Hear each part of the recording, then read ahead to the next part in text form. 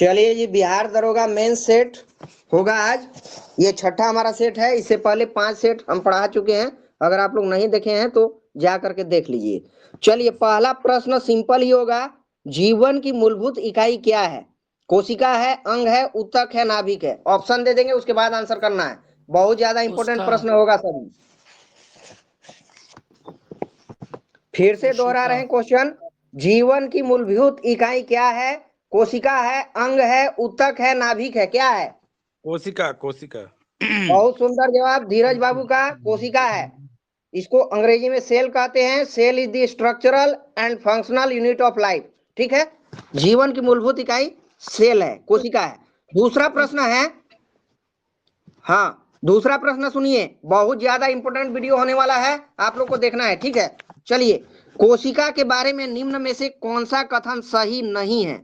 फिर दोहरा रहे हैं, कोशिका के बारे में निम्न में से कौन सा कथन सही नहीं है? बायोलॉजी के प्रश्न होंगे। ए में है कोशिकाओं के आकार और आमाप विशिष्ट कार्य से संबंधित होते हैं। बी में है कुछ कोशिकाओं के बदलते आकार होते हैं। सी में प्रत्येक कोशिका में निष्पादन की अपनी क्षमता होती है। और डी में है सभी देह ऊतकों में एक ही प्रकार की कोशिकाएं विद्यमान है। क्या इस प्रश्न का राइट आंसर? गलत चुनना है सर। हाँ हाँ, गलत चुनना है। एगो बी वाला हमको गलत लग रहा है, एगो डी वाला लग रहा है गलत। नहीं नहीं, केवल और केवल डी वाला गलत है धीरज बाबू। ठीक है, केवल डी वाला गलत है। फिर से दोहरा रहे हैं, कोशिका के बारे में कौन सा कथन सही नहीं है? तो देखिए, सभी देह ऊतकों में एक ही प्रकार की कोशिकाएं विद्यमान है, ये बिल्कुल गलत है। एक प्रकार की कोशिकाएं विद्यमान नहीं होती है। बाकी 3 जो ऑप्शन बोले यहाँ पर, कोशिकाओं के आकार और आमाप विशिष्ट कार्य से संबंधित होते हैं, बिल्कुल सही है। दूसरा बोले हैं कुछ कोशिकाओं के बदलते आकार होते हैं, बिल्कुल सही है। और तीसरा ऑप्शन बोले हैं प्रत्येक कोशिका में निष्पादन की अपनी क्षमता होती है। तीनों ऑप्शन सही है, चौथा केवल गलत था। चलिए, अगला प्रश्न यह है, निम्नलिखित में से कौन सा कोशिकांग पादप कोशिका में पाया जाता है किंतु जंतु कोशिका में नहीं पाया जाता है? बहुत ज्यादा आज का क्लास इंपोर्टेंट होने वाला है। फिर से क्वेश्चन दोहरा रहे हैं, निम्नलिखित में से कौन सा कोशिकांग पादप कोशिका में पाया जाता है किंतु जंतु कोशिका में नहीं पाया जाता है? ए में है क्लोरोप्लास्ट, बी में है एंडोप्लाज्मिक रेटिकुलम, सी में है माइटोकॉन्ड्रिया और डी में है राइबोसोम। लावक को ही बोलते हैं ना, एंडोप्लाज्मिक रेटिकुलम। हम बोले हैं कि कौन सा कोशिकांग पादप कोशिका में पाया जाता है किंतु जंतु कोशिका में नहीं पाया जाता, ये बोल रहे हैं। क्लोरोप्लास्ट। क्लोरोप्लास्ट। बहुत सुंदर। क्लोरोप्लास्ट जो है, सीधा सीधा दिख रहा था यहाँ पर, ये प्लांट सेल में पाया जाता है। एनिमल सेल में क्लोरोप्लास्ट नहीं पाया जाता है। ठीक है, अगला प्रश्न ये है, कोशिका का जीवित अंश जीव द्रव्य को प्रोटोप्लाज्म कहते हैं अंग्रेजी में, कहलाता है। कोशिका का जीवित अंश जीव द्रव्य कहलाता है। यह किससे बना होता है जीव द्रव्य? ए में केवल कोशिका द्रव्य से, बी में केवल केंद्रक द्रव्य से, सी में है कोशिका द्रव्य और केंद्रक द्रव्य से, और डी में कोशिका द्रव्य, केंद्रक द्रव्य और अन्य कोशिकांग से। यही हो सकता है।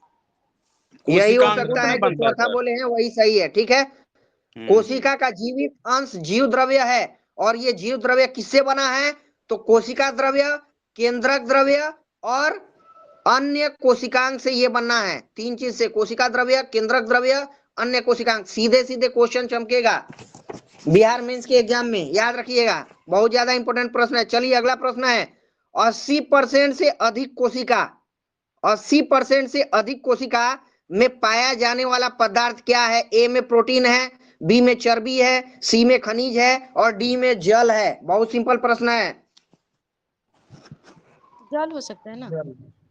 हाँ, जल है। जब 80% की हम बात कर दिए और 4 ऑप्शन दिए हैं, प्रोटीन, चर्बी, खनिज, जल, तो जल ही हो सकता है, सबसे ज्यादा जल है। ठीक है, अगला प्रश्न है, निम्नलिखित में से किन कोशिकाओं में नाभिक नहीं होता है? फिर दोहरा रहे हैं, निम्नलिखित में से किन कोशिकाओं में नाभिक नहीं होता है? ए में मूल रोम कोशिका, बी में लाल रक्त कोशिका, सी में प्लेटलेट और डी में है मोनोसाइट। इसमें सर क्या बोलते हैं, इसमें नहीं होता है। हाँ, नाभिक नहीं होता है, क्वेश्चन पूछे हैं, नाभिक नहीं होता है।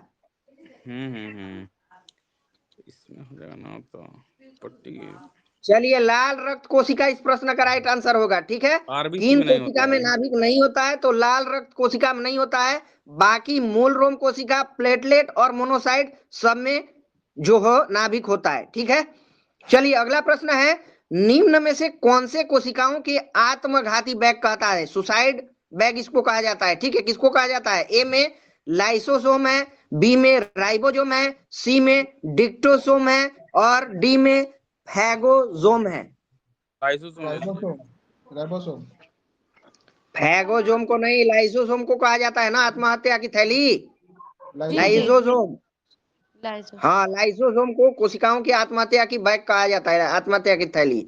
ठीक है, अगला प्रश्न है, निम्नलिखित कोशिका अंगकों में से कौन सा एक अर्ध पारगम्य है? फिर दोहरा रहे हैं, निम्नलिखित कोशिका अंगकों में से कौन सा एक अर्ध पारगम्य है? ए में कोशिका झिल्ली है, बी में प्लाज्मा झिल्ली है, सी में कोशिका भित्ति है और डी में केंद्रक है।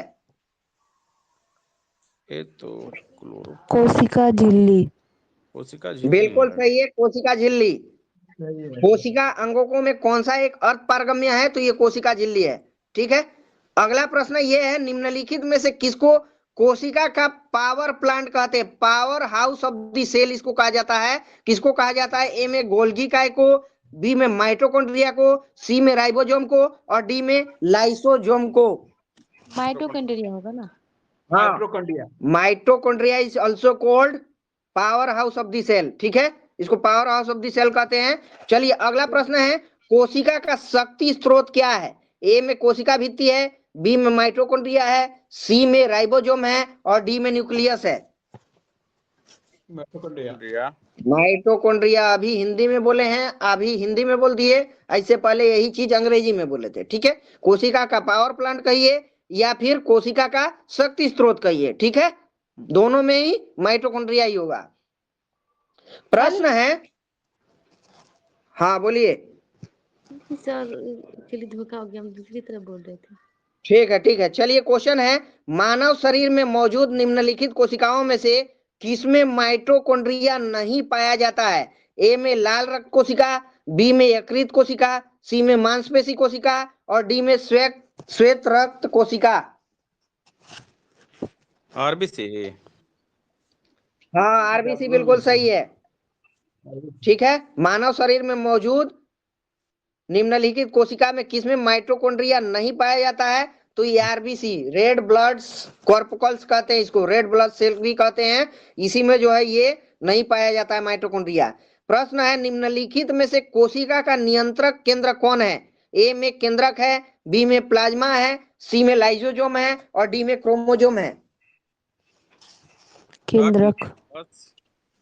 केंद्रक न्यूक्लियस है। ठीक है ना, न्यूक्लियस कोशिका का नियंत्रक है। नियंत्रक केंद्र न्यूक्लियस को ही कहते हैं, इसको हिंदी में केंद्रक कहा जाता है। सभी इंपोर्टेंट होगा और सीधे सीधे क्वेश्चन चमकेगा एग्जाम में, याद रखना। अगला प्रश्न है, निम्नलिखित की कोशिका सूक्ष्मतम जीवित कोशिका है? निम्नलिखित की कोशिका सूक्ष्मतम जीवित कोशिका है। ए में बैक्टीरियम, बी में ब्रेड मोल्ड, सी में माइकोप्लाज्मा और डी में वायरस। माइकोप्लाज्मा। प्लाज्मा ना। नहीं, हाँ जीवित ठीक ना है, बोलते हैं सर। माइकोप्लाज्मा ही है, बिल्कुल सही है आपका आंसर, माइकोप्लाज्मा है। कोशिका सूक्ष्मतम जीवित कोशिका है, तो ये माइकोप्लाज्मा जो है सूक्ष्मतम जीवित कोशिका है। ठीक है ना, सबसे छोटा यही कोशिका है माइकोप्लाज्मा। डीएनए का संबंध जिस अति मूल प्रोटीन से है, डीएनए का संबंध जिस अति मूल प्रोटीन से है उसे क्या कहते हैं? ए में गैर एल्बुमिन कहते हैं, बी में हिस्टोन कहते हैं, सी में गैर हिस्टोन कहते हैं और डी में एल्बुमिन कहते हैं। हिस्टोन। क्या? एल्बुमिन जो बोले हैं सबका गलत है। ठीक है, एल्बुमिन नहीं है इस प्रश्न का राइट आंसर, हिस्टोन है। ठीक है, हिस्टोन। प्रोटीन होता है, हाँ सही बोले सर। हाँ, डीएनए का संबंध जिस अति मूल प्रोटीन से है उसे हिस्टोन कहा जाता है। ठीक है, चलिए अगला प्रश्न है, निम्नलिखित में से किस एक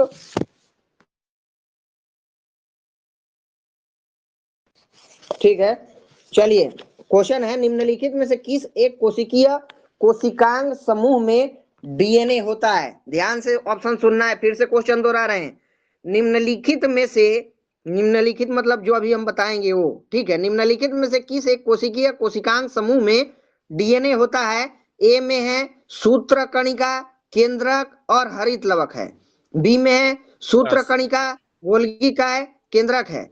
सी में है सूत्रकणिका, जीव द्रव्य कला और केंद्रक है। और डी में है हरित लवक, केंद्रक और राइबोसोम है। B number option. 3 नंबर ना सर, सूत्रकणिका उसी में ना बोले थे। फर्स्ट वाला सही है, फर्स्ट वाला ही सही है, ये ऑप्शन बिल्कुल सही है। सूत्रकणिका, केंद्रक और हरित लवक, ठीक है। हाँ, यही जो है सूत्रकणिका, केंद्रक, हरित लवक एक कोशिकीय कोशिकांग समूह में डीएनए होता है, इसी में होता है, सूत्रकणिका, केंद्रक और हरित लवक में। सूत्रकणिका का इंग्लिश क्या है? हाँ, क्या बोल रही है बिनी मैडम? सूत्रकणिका का इंग्लिश क्या होगा? सूत्रकणिका का इंग्लिश क्या होगा, कोई बता दीजिए अगर जानते हैं तो जी। उसको नेट पे सर्च मारिए क्या होता है इंग्लिश। चलिए अगला प्रश्न ये है, डीएनए की पॉलीन्यूक्लियोटाइड, डीएनए की पॉलीन्यूक्लियोटाइड श्रृंखला में क्या समाविष्ट होता है? फिर क्वेश्चन दोहरा रहे हैं, क्वेश्चन बहुत टफ है, ठीक है। अगर क्वेश्चन ऐसा आता है एग्जाम में तो जो क्लास अटेंड करेंगे वो कर पाएंगे, ठीक है। डीएनए की पॉलीन्यूक्लियोटाइड श्रृंखला में क्या समाविष्ट होता है? ए में एक नाइट्रोजनी क्षारक, डी ऑक्सीराइबोज शर्करा और फॉस्फेट समूह। बी में है एक नाइट्रोजनी क्षारक, राइबोज शर्करा और फॉस्फेट समूह। सी में है डीऑक्सीराइबोज शर्करा, राइबोज शर्करा और फॉस्फेट समूह। और डी में है केवल एक नाइट्रोजनी क्षारक और फॉस्फेट समूह। पहला। पहला बिल्कुल सही है आपका। डीएनए की पॉलीन्यूक्लियोटाइड श्रृंखला में एक नाइट्रोजनी क्षारक, डीऑक्सीराइबोज शर्करा और फॉस्फेट समूह होता है, बिल्कुल सही है। अगला प्रश्न है, क्या मिटोसिस होगा इंग्लिश सर? हाँ ठीक है। क्या सूत्रकणिका बताएंगे अंग्रेजी? हाँ हाँ, मिटोसिस। क्या बोले? मिटोसिस। अच्छा ठीक है। चलिए अगला प्रश्न है, चिकनी अंतर्द्रवी जालिका, चिकनी अंतर्द्रवी जालिका के अनुपूरक कार्यों में से एक कार्य है। ए में प्रोटीन संश्लेषण, बी में लिपिड संश्लेषण, सी में जैव अणुओं का भंडारण और डी में विषैले पदार्थों का निर्विषीकरण। प्रोटीन संश्लेषण।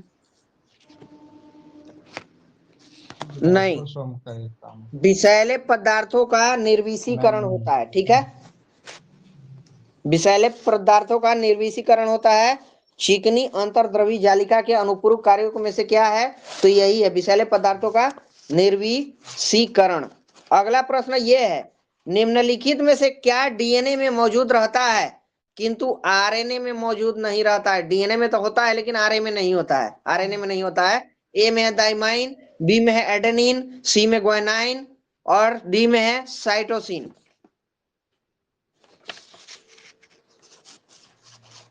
डी नंबर है सर। नहीं, दाइमाइन नहीं होता है, ठीक है ना। ये दाइमाइन डीएनए में मौजूद रहता है लेकिन आरएनए में दाइमाइन नहीं रहता है, ठीक है। अब बाकी एडेनाइन, ग्वानिन, दाइमाइन दोनों में रहता है। अगला प्रश्न ये है, आरएनए का प्राथमिक कार्य होता है, आरएनए का प्राथमिक कार्य क्या होता है? ए में प्रकाश संश्लेषण, बी में प्रोटीन संश्लेषण, सी में प्रतिकृति बनाना और डी में अनुवाद करना। अनुवाद करना होगा क्या? प्रोटीन संश्लेषण होगा आरएनए। ठीक है, प्रोटीन संश्लेषण होगा, ठीक है। ये आरएनए का प्राथमिक कार्य है, मेन काम यही है इसका, प्रोटीन संश्लेषण का। प्रश्न है, राइबोसोम्स होते हैं, ए में डीएनए होता है, बी में आरएनए होता है, सी में प्रोटीन्स होता है और डी में इनमें से कोई नहीं होता है। आरएनए होता है, ठीक है। राइबोसोम्स क्या होता है? आरएनए होता है राइबोसोम्स। हाँ, आरएनए होता है। अगला प्रश्न है, आनुवंशिक यूनिट अर्थात जीन, आनुवंशिक यूनिट अर्थात जीन होते हैं, क्या होते हैं? ए में केंद्रीय झिल्ली में फिर से क्वेश्चन दोहराना है इसको, ठीक है।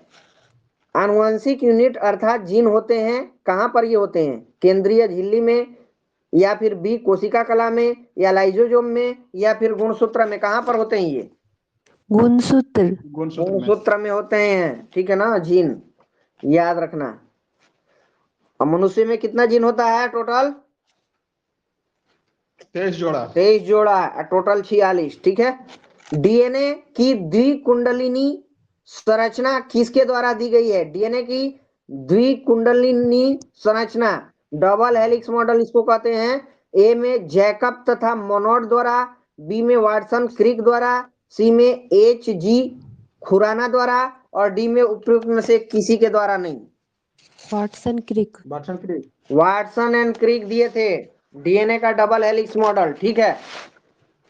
प्रश्न है, सबसे पहले डीएनए को अलग किसने किया था? ए में फ्रेडरिक हॉफ मिस्चर, बी में है अल्ब्रेक्ट कोसेल, सी में है फोबस लेवेने, डी में है वाटसन और क्रिक। ए वाला। हाँ, फ्रेडरिक हॉफ मिस्चर, ठीक है। सबसे पहले डीएनए को अलग किसने किया था? तो ये फ्रेडरिक हॉफ मिस्चर किए थे, ठीक है। अगला प्रश्न है, डीएनए के 2 स्ट्रैंड बंधे होते हैं। डीएनए के 2 स्ट्रैंड बंधे होते हैं। ए में हाइड्रोजन बॉन्ड द्वारा, बी में सहसंयोजक बॉन्ड द्वारा, सी में स्थिर वैद्युत बल द्वारा, और डी में वांडर वाल्स बल द्वारा। वांडर वाल्स बल द्वारा क्या है? हाइड्रोजन बल द्वारा। ठीक है, हाइड्रोजन बॉन्ड द्वारा। डीएनए के 2 स्ट्रैंड बंधे होते हैं, ये हाइड्रोजन बॉन्ड द्वारा बंधे होते हैं, बिल्कुल सही है। हाँ, अगला प्रश्न है, डीएनए के एक तंतुगज, डीएनए के एक तंतुगज, तंतुगज को स्ट्रैंड कहते हैं अंग्रेजी में, ठीक है। डीएनए के एक तंतुगज से आरएनए में आनुवंशिक सूचना के प्रतिरूपण की प्रक्रिया क्या कहलाती है? ए में स्थानांतरण, बी में अनुलेखन, सी में प्रतिकृतियन, और डी में उत्परिवर्तन। अनुलेखन। उत्परिवर्तन। ठीक है, अनुलेखन सही है। डीएनए के एक तंतु गज से आरएनए में आनुवंशिक सूचना के प्रतिरूपण की प्रक्रिया अनुलेखन कहलाती है। प्रश्न ये है कि प्रयोगशाला में सर्वप्रथम डीएनए का संश्लेषण किसने किया था? ए में मिलर ने, बी में खुराना ने, डी में डी ब्रिज ने, और सी में डी ब्रिज, और डी में है केल्विन। हरविंद गोविंद खुराना। वो तो अध्यक्ष किया था, डीएनए के नहीं। डीएनए का प्रयोगशाला में सर्वप्रथम डीएनए का संश्लेषण किसने किया था? ये क्वेश्चन था। वाटसन एंड क्रिक होना चाहिए था, आदि सलाइडन एंड स्वानसन। इस प्रश्न का राइट आंसर लिया है खुराना ही लिया है, ठीक है ना। खुराना। कोशिका का स्लेडन एंड स्वान ने किया था, इसका खुराना किया है। हाँ, खुराना ही किया है, ठीक है, खुराना किया है। चलिए अगला प्रश्न है, डीएनए अंगुली छाप का प्रयोग किसकी पहचान के लिए किया जाता है? डीएनए फिंगरप्रिंटिंग, ठीक है। डीएनए फिंगरप्रिंटिंग का प्रयोग किसकी पहचान के लिए किया जाता है? ए में माता पिता, बी में बलात्कारी, सी में चोर, और डी में उपयुक्त सभी। सभी तो हो ही जाएगा। सभी हो जाएगा इसमें। माता पिता की पहचान के लिए भी डीएनए फिंगरप्रिंट का प्रयोग किया जाता है, बलात्कारी को ढूंढने के लिए भी, और चोर को ढूंढने के लिए भी, ठीक है। सब में इसका प्रयोग हो जाएगा। अगला प्रश्न ये है, जीव कोशिकाओं में आनुवंशिक लक्षणों के नियंत्रण में निम्नलिखित में से कौन सा उत्तरदायी है? फिर क्वेश्चन दोहरा रहे हैं, जीव कोशिकाओं में आनुवंशिक लक्षणों के नियंत्रण में निम्नलिखित में से कौन सा उत्तरदायी है? ए में एंजाइम है, बी में हार्मोन है, सी में आरएनए है, और डी में डीएनए है। डीएनए। ठीक है, डीएनए सही है। जीव कोशिकाओं में आनुवंशिक लक्षणों के नियंत्रण में डीएनए उत्तरदायी है। प्रश्न है, पुरुष में पुरुषत्व के लिए कौन सा गुणसूत्री संयोजन उत्तरदायी है? ए में एक्सो है, बी में ट्रिपल एक्स है, सी में डबल एक्स है, और डी में XY है। XY। एक्स वाई बिल्कुल सही है, ठीक है ना। अगर एक्स वाई होगा तो लड़का होगा और एक्स एक्स होगा तो लड़की होगा, ठीक है। मनुष्य में कौन से क्रोमोसोम के मिलने से बालक का जन्म होगा? यही सेम प्रश्न दोबारा पूछ लिए। ए में पुरुष का एक्स व स्त्री का एक्स, बी में पुरुष का एक्स व स्त्री का वाई, सी में पुरुष का वाई व स्त्री का एक्स, और डी में पुरुष का वाई व स्त्री का वाई। XY। देखिए, पुरुष का वाई होगा, जब बालक जन्म लेगा तो पुरुष का वाई होगा और स्त्री का एक्स होगा, ठीक है। तो सी ऑप्शन सही था यहाँ पर।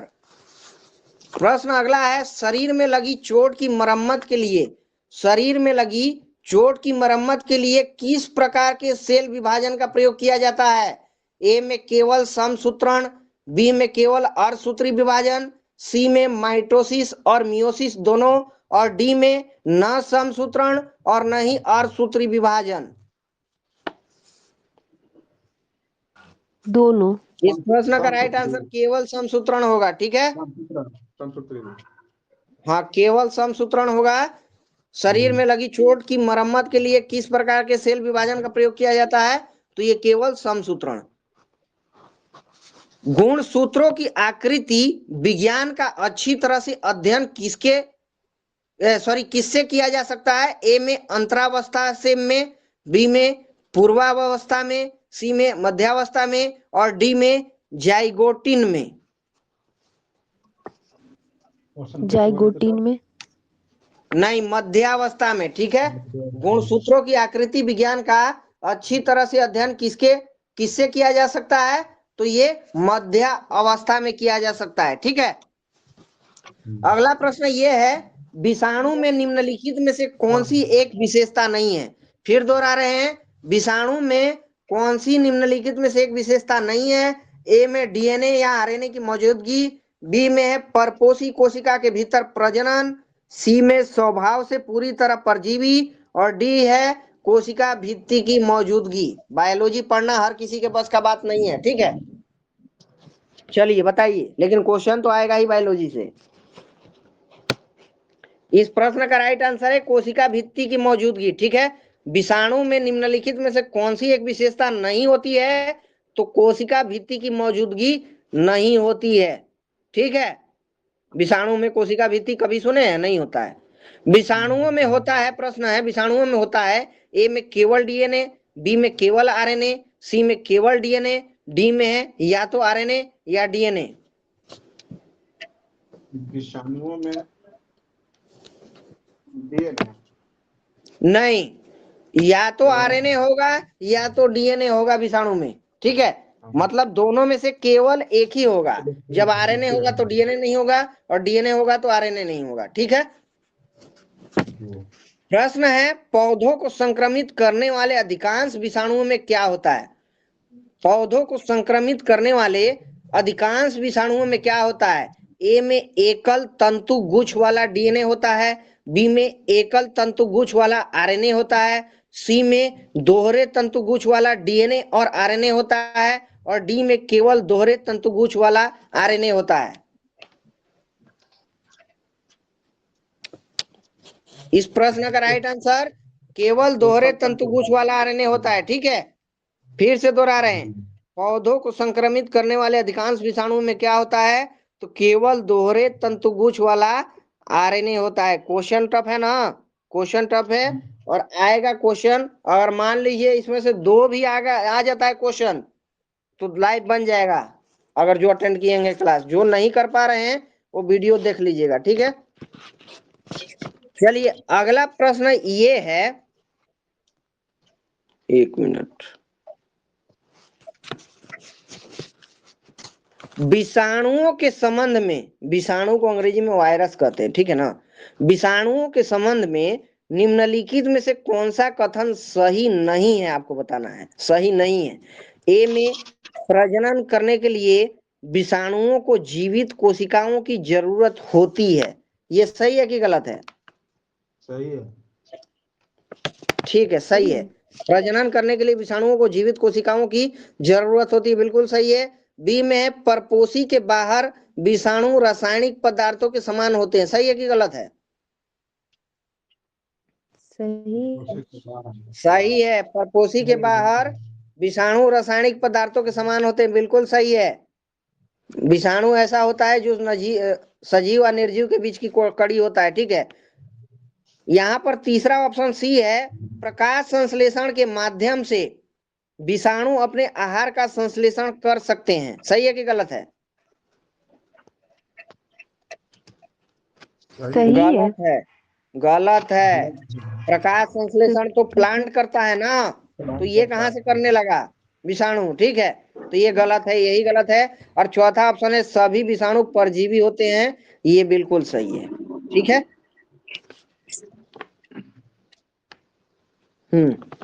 हमको गलत पहचानना था, तो गलत यही है कि प्रकाश संश्लेषण के माध्यम से विषाणु आहार नहीं बना सकता। आहार बनाता है, यहाँ पर लिखा है, इसलिए गलत है। निम्नलिखित में से सर्वप्रथम किस वायरस की खोज हुई थी? ए में पोलियो, बी में HTLV, सी में है TMV और डी में है HIV। बताइए ऑप्शन, आंसर बताइए। ये TMV है, टोबैको मोजेक वायरस होता है, ठीक है ना। टोबैको मोजेक वायरस, इसी का सबसे पहले खोज हुआ था, ठीक है। आंसर आ नहीं रहा है आप लोग को, ठीक है। चलिए अगला प्रश्न है, एड्स मानव प्रतिरक्षाहीनता विषाणु के द्वारा होता है। एड्स मानव प्रतिरक्षाहीनता विषाणु के द्वारा होता है, जो है ए में रिट्रोवायरस, बी में प्रतिरक्षा वायरस, सी में अरबो वायरस और डी में है लेंटे वायरस। एड्स में कौन सा वायरस होता है? रिट्रोवायरस। रिट्रोवायरस। रिट्रोवायरस होता है, ठीक है ना। एड्स में रिट्रोवायरस होता है, बिल्कुल सही है। चलिए अगला प्रश्न ये है, जंतुओं में होने वाली फुट एंड माउथ रोग किसके कारण उत्पन्न होती है? फुट एंड माउथ रोग की बात कर रहे हैं। ए में जीवाणु, बी में कवक, सी में प्रोटोजोआ, डी में विषाणु। हाँ बिल्कुल सही है, जंतुओं में होने वाली फुट एंड माउथ रोग ये विषाणु के कारण होती है, ठीक है, विषाणु के कारण।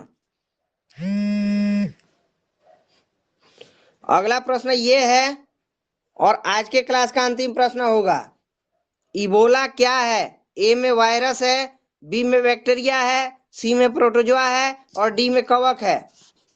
वायरस है। सही है, आपका राइट आंसर है। इबोला जो है ये वायरस है, ठीक है। तो यहीं पर विराम देते हैं क्लास को।